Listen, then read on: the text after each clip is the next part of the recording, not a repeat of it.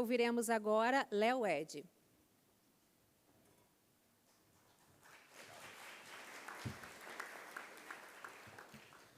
Bom, muito obrigado. Professor, meu presidente, meu secretário, em nome do prefeito, enfim, o nosso prefeito é talvez um dos caras que mais vive e emprega o soft power, né? Nosso prefeito, 24 horas por dia, ele está por aí circulando no Rio de Janeiro e trabalhando o soft power o tempo inteiro, né? Seja nas decisões, seja na internet, seja na ação, seja na simpatia, né? Que é o que o Rio de Janeiro é mais conhecido no mundo, em todos os estudos, enfim. O Brasil, e mais ainda o Rio de Janeiro, é pela simpatia, pelo festejo, né? Pelas nossas festas, pelo ambiente acolhedor, enfim, democrático e tal. Então, começo saudando aqui a nossa Firjan e essa casa maravilhosa que, no momento que se decidiu investir, né, numa reforma, num restauro, numa casa de uma família industrial do Rio de Janeiro, para se tornar um espaço cultural, de inovação, de discussão, de geração de massa crítica para a sociedade, e um local aberto para a vizinhança e tal, a gente está também trabalhando todo o nosso soft power aqui e trazendo para a nossa sociedade o que o Rio de Janeiro tem de melhor. A apresentação está aí, ótimo. Então é isso, a Casa Firjan, ela é um espaço de inovação, né, e falando, sobretudo, dessa nova economia. Eu não sei mais se tem futuro, se tem presente, a gente tem uma nova economia o tempo inteiro, tem um novo consumidor, tem uma forma de consumir, e tudo isso a gente precisa desenvolver e discutir, e essa é a casa. Acompanhem a casa, tem muita capacitação, muita formação, mas tem muito conteúdo, né, aí na rede, né, na internet. Quando a gente fala de soft power, a gente não pode deixar de ter dados, de ter informações, de ter parâmetros, né? Essa é uma forma também de soft power. Desde que eu entrei nessa política de cinema e de audiovisual, o que eu busquei trazer, e não é à toa que eu fui convidado para estar nessa diretoria, e tenho muita honra de estar na Firjan, eu fui trazendo dados do setor, dados da cultura, dados do audiovisual, né? A gente gera emprego, a gente gera renda, a gente é uma indústria como outra qualquer. Nas nossas reuniões de diretoria, né, a gente conversava muito sobre isso. Os meus problemas são os mesmos que o empresário que está aqui do meu lado, embora as indústrias sejam potencialmente diferentes, né, de entregas diferentes. Então, a Firjan está no seu 7º mapeamento da indústria criativa, é um mapeamento bianual, teremos o próximo em 2024, correto, Júlia? E o mapeamento traz as informações mais importantes dessa indústria e o tamanho do impacto que essa indústria gera no Brasil. Ele fala um pouco sobre a ótica da produção, as empresas criativas, e a ótica do trabalho, os profissionais criativos. Porque, quando me perguntam, eu falo, a indústria criativa hoje é tudo, porque você tem profissionais criativos em toda e qualquer empresa, em toda e qualquer indústria. Se você contemplar ainda desenvolvimento, inovação, desenvolvimento tecnológico, que está dentro desse mapeamento, aí você realmente está do petróleo ao teatro, passando pela música, pela moda, pelas artes plásticas, enfim. O ano de 2022 foi a 7ª edição. A gente tem uma evolução do PIB criativo total brasileiro. Esse gráfico aqui, ele ajuda muito nas conversas, né, principalmente na política, na formulação de políticas públicas. Então, o PIB criativo ele cresce mesmo com a pandemia, né, porque o nosso mapeamento ele vai até 2020, ele pega uma parte só da pandemia. Mas, mesmo com a pandemia, esse PIB ele foi resiliente, né, ao longo dos anos, demonstrando que a indústria criativa ela é uma indústria locomotiva aí de um país. PIB criativo em 2020 foi de quase 220 bilhões de reais, desculpa, que equivale a 74% do PIB do Uruguai, de todo um país, de 2020. São 935 mil profissionais criativos formalmente empregados. Os dados são do Ministério. Então, esse é um emprego formal. E a gente sabe que na cultura, né, na indústria criativa, tem muita gente que trabalha como pessoa jurídica. A gente tira um pouco a questão da informalidade, que também tem, mas tem muita gente que trabalha como microempreendedor individual, como pessoa jurídica. Então, esse número ele chega a quase 5 milhões de pessoas empregadas na cultura, trabalhando com cultura no Brasil. A remuneração, em média, é 2,3 vezes maior do que as indústrias tradicionais.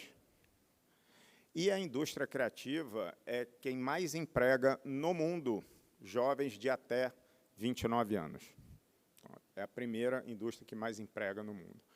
E a gente trabalha com um ciclo de tangibilidade, que a gente chama, que é, você tem os produtos tangíveis, né, que você consegue tangibilizar, mais fácil, enfim, que você vai diretamente no consumo e a geração desses produtos.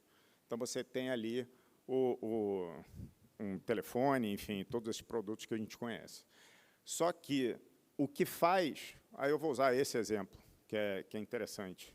Aliás, o Índio da Costa traz uma tela muito boa quando a gente discute. É exatamente o exemplo do iPhone. Um iPhone custa a mesma coisa que 8 toneladas de minério, não é isso? É o mesmo preço que 8 toneladas de minério. E o que se vende no iPhone não é o telefone em si, é o comportamento. Essa é uma das empresas que mais usa soft power no mundo, que é a Apple. O que ela vende é um comportamento. Ela vende um design, ela vende uma forma de você acessar os seus conteúdos, uma forma de você trabalhar e, principalmente, uma forma de você se inserir. Hoje, quem não tem um telefone não está inserido em lugar nenhum, um celular.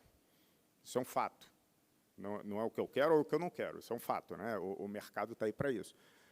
Normalmente, quem tem um iPhone sai um pouco na frente. As pessoas falam, você tem um iPhone. Porque se criou essa imagem, se criou esse sentimento, se criou essa necessidade, essa demanda por um comportamento assim.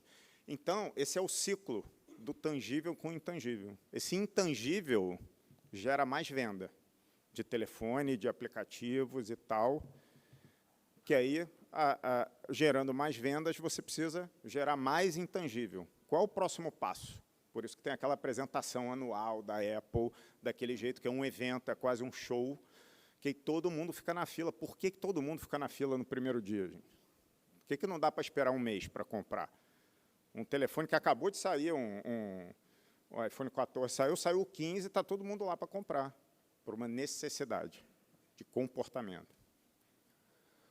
Soft power é a maneira de você influenciar, né, através de um poder que é chamado poder leve, né? Isso veio lá de trás para contrapor ao hard power, que era o exército, a pressão, a opressão, muitas vezes.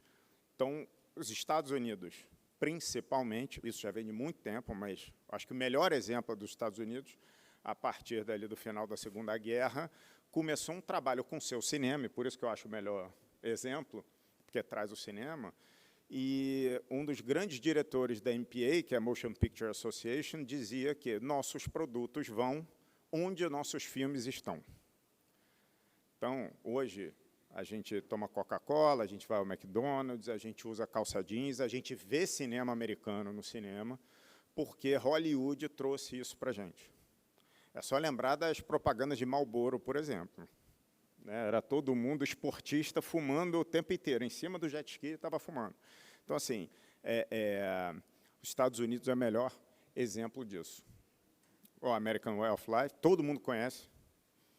Queira ou não, todo mundo conhece, no mundo inteiro, até nos países fechados, como a China, enfim, As pessoas conhecem, e essa limitação de informação e de acesso desses países é exatamente para não ser atingido por essa força, que é o American Way of Life.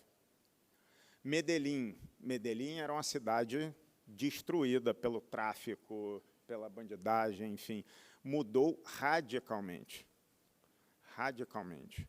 Medellín, você pode estar 3 horas da manhã na rua, é uma cidade cosmopolita, você tem bons restaurantes, você anda sossegado na rua e tal, e tudo isso gerou um soft power para Medellín, que hoje a quantidade de filmagens em Medellín, a Film Commission de Medellín, é gigantesca. Então, Medellín está indo para o mundo. O turismo aumenta, a receita aumenta, a quantidade de empresas ali aumenta, e por aí vai. A grande onda coreana, né, que é o exemplo de quase todo lugar hoje em dia. Essa onda coreana, que resultou na área do cinema em 4 Oscars para o filme Parasita, que talvez seja a maior vitória de qualquer país, mas de um país asiático, de um país do leste, nos Estados Unidos, ganhar 4 Oscars na categoria principal, com o filme Parasita. Muita gente pergunta, mas olha só, o filme é bom e conquistou. Não, isso vem de muito tempo. Isso desde a década de 90, e no cinema começou com a exibição do Jurassic Park, que tomou absolutamente todas as salas de cinema da Coreia, não tinha nenhum espaço para nada, e a receita que o filme gerou para os americanos, não para os coreanos, muito menos para o governo coreano, foi maior do que as vendas de automóveis daquele ano. Tinha uma comparação. Assim. Um filme que não custou nada para entrar no país, não pagou imposto para entrar no país, enfim, entrou ali e assumiu o protagonismo do ano inteiro da indústria. Então, o governo coreano decidiu que, a partir daí, teria uma política pública, e foi chamada da Lei Jurassic Park, inclusive, não foi à toa, para defender e desenvolver a cultura coreana. Foi daí que, a partir de então, o K-pop virou uma febre, né? Os doramas viraram uma febre no mundo inteiro. Esse nosso, o Gangnam Style, né, que foi o primeiro vídeo de atingir 1 bilhão de visualizações no YouTube. Hoje, eu não sei se vocês sabem, mas tem uma estátua com a mão gigante, desse jeito que ele faz aqui da dança. Tem uma estátua que o mundo inteiro visita. Virou um monumento. A gente tem o Cristo Redentor, ali tem uma estátua do sujeito que atingiu 1 bilhão de visualizações. E aí, quando o presidente fala da Torre Eiffel, né, que recebe mais gente do que o Rio de Janeiro, tem a mão do sujeito, e tudo certo, sem crítica, tá? Mas como é que a gente aqui no Rio de Janeiro, que tem tantas mãos, tantos braços, tantas cabeças, enfim, além do que a gente já tem dos nossos monumentos, não consegue realmente, de forma sustentável, ter esse circuito aqui? A gente dá sempre o exemplo de Tom Jobim. Né? Cadê o circuito Tom Jobim? Onde é que eu escuto o Tom Jobim na praia? Onde é que eu vejo alguma coisa e tal? Aí, alguns retornos. Né? Os 4 Oscars de Parasita, 40 doramas na Netflix, que são os seriados coreanos. Né? Ano passado, eu fui fazer a votação do Emmy, do International Emmy, e das 5 séries que estavam como semifinalistas, 4 eram coreanas. E as 4 da Netflix. A Netflix vai investir se eu não me engano, 2 bilhões de dólares em produções de série na Coreia. Aqui eles estão investindo 200 milhões, quando muito, no Brasil, que tem o 2º maior mercado consumidor no mundo. Então, é o tamanho das possibilidades que a gente tem usando o nosso soft power.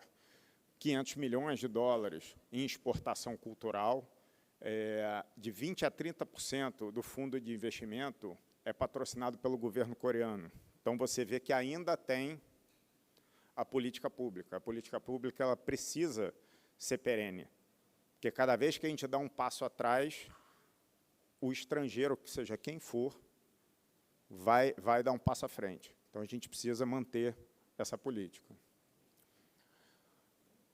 Júlia, quanto tempo eu tenho? Acabou já? Me fala para mim. Retorno financeiro em 2020 de investimento direto foram cerca de 25 bilhões de reais, quase 2% do orçamento total do país. E aí tem vários retornos aqui. Aí vamos lá, de que maneira a cultura pode ser desenvolvida e a gente utilizar como soft power? A gente tem um processo aqui que a cultura leva os nossos hábitos e consumos e costumes, certo? A cultura, ela é o conjunto de hábitos e costumes de um lugar, né? Todo mundo produz cultura e todo mundo consome cultura. Essa é a primeira informação que a gente precisa levar adiante. Cultura não é para cultos. A palavra é muito mal usada e é muito mal entendida. Quando você fala em cultura, a pessoa já dá um passo atrás. Mas eu não sou culto para acessar. A gente está fazendo cultura o tempo inteiro. As nossas comunidades aqui no Rio são berços culturais praticamente infinitos. E aí está a democratização da cultura, para começar no entendimento do seu poder. Se você faz cultura, você tem um poder de influenciar, você tem o poder de mudar, você tem o poder de desenvolver.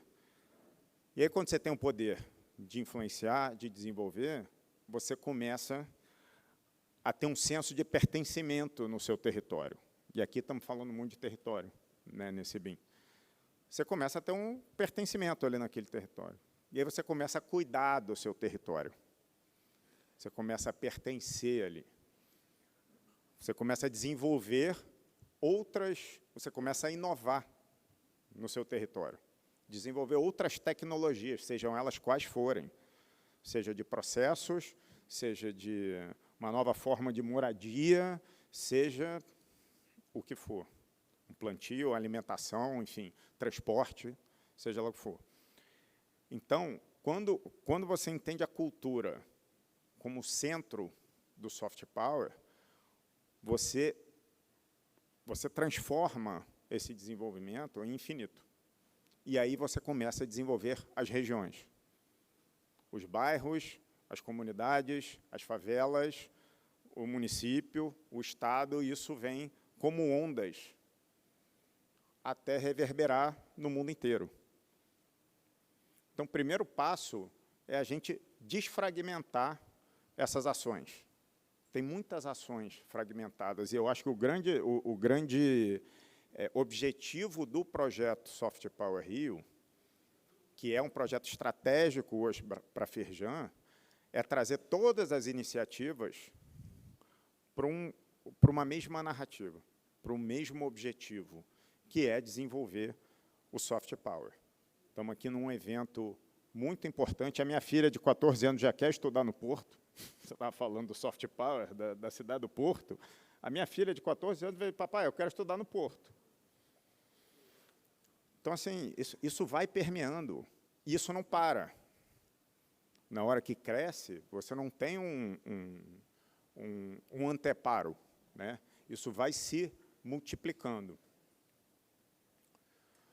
O Brasil e o Rio de Janeiro, né?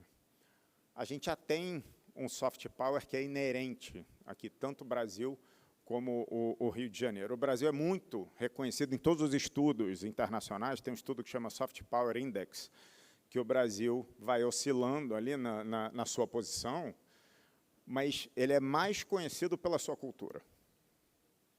Ele é mais procurado pela sua cultura. É um país aberto, amigo, festeiro, no melhor sentido dessas palavras. O problema é que a gente tem também o que a gente chama aqui de soft power reverso, né, que é uma narrativa que contrapõe isso. Uma narrativa como o jeitinho brasileiro, como a malandragem ali do carioca, a criatividade do carioca, que seria uma coisa positiva, né? É a inventividade do carioca, é o jeito que o brasileiro lida com os problemas, isso acaba trazendo um outro lado. E, às vezes, a gente mesmo reproduz. Às vezes, quem reproduz somos nós. Então, esses encontros, essas discussões, a gente está com isso nas escolas, está com isso em todos os ambientes, é importante para que a gente vá num crescente. Não é a gente não falar mal da nossa cidade. Tem problemas e temos que atacar os problemas. Agora, se você olhar o noticiário no Rio, do Rio, e em São Paulo, de São Paulo, você vai ver uma grande diferença. Como os problemas são retratados, como são falados. A gente precisa olhar para isso de forma muito, muito grave. E, óbvio, que tem outras ações que geram questões para o Brasil, como a questão da segurança pública, questão do desmatamento da Amazônia, tem uma questão de imagem, de insegurança, serviços, enfim, tem uma série de outras coisas, e tem questões simples que a gente pode melhorar. O Brasil, já falei, né, no Global Soft Power Index, o Sérgio Besserman costumava dizer que o ativo mais relevante do Rio de Janeiro é o mesmo que de qualquer empresa, que é a sua marca. Então, assim, a gente não precisa olhar para nada diferente, é o famoso não precisa inventar a roda. A gente tem uma marca, consolidada, essa marca precisa ser potencializada. E o que vai potencializar é o soft power. O Washington Oliveto falava algo parecido, né? Mas ele dizia, basicamente, que o Rio de Janeiro é a única cidade do mundo que tem, de graça, a marca que muitos países pagariam bilhões para ter. Então, a gente tem patrimônio, a gente tem vocação criativa, a gente é um Rio desejável, e a gente tem uma marca. Inclusive, temos uma marca aqui, que é a Sou do Rio, né, que foi um movimento das indústrias do estado do Rio de Janeiro. E os nossos stakeholders, no entorno todo, tem a sociedade, claro, mas tem o governo, a administração pública, as empresas, a indústria, a academia e as universidades. Porque tem que transpassar, tem que ser transversal. Porque, se for cada caixinha dessa separada, não funciona. Porque o soft power ele aumenta aqui, ele diminui ali, ele para aqui. E se estamos falando de hábitos e consumos, hábito é algo recorrente. E em todo lugar, em todo estudo de marca, em todo estudo de produto, se você não tiver recorrência, o seu produto perde relevância. Você perde vendas. Se a sua marca não estiver na tela, você perde relevância. E de novo, volto a falar do nosso querido prefeito e todo o secretariado, né, que colocam sempre a marca ali. Estão fazendo questão de colocar a marca Rio ali na frente. E aqui eu vou passar rapidamente para terminar alguns eventos que a gente vem fazendo, que vai fazer, que é para disseminar toda essa informação, que é o primeiro grande passo do nosso trabalho aqui. A gente teve no Rio to Sea, que o Rio to Sea esse ano foi sobre soft power, inclusive, foi uma discussão muito boa, com um público total de quase 42 mil pessoas. Secretaria de Estado de Cultura, a gente fez um encontro com os 92 secretários de Cultura do Rio de Janeiro, do Estado, são 92 municípios, a gente teve a presença de 70 secretários, também para discutir, dentre outras coisas, o soft power, porque precisa ter esse efeito multiplicador. Temos 3 diálogos criativos esse ano, certo? Tivemos já 2, a influência do Rio de Janeiro na imagem do Brasil para o mundo. O poder do soft power foi 30 de maio, ao Rio e ao Brasil. Isso foi a Casa Fierjé em pauta. O segundo, Diálogos Criativos, que foi em agosto, que é o valor do intangível, a criatividade impactando e transformando pessoas, territórios e negócios. O BIM, onde estamos começando aqui, muito felizes de estarmos começando esse debate aqui, como o soft power melhora a inovação para o crescimento dos negócios. E aí a gente tem o Diálogos Criativos 3, que vai ser 6 de dezembro, é isso, Júlia? É, né? 6 de dezembro, para fechar o ano, e nesse momento a gente está fazendo uma análise para ver o que vai ser 2024.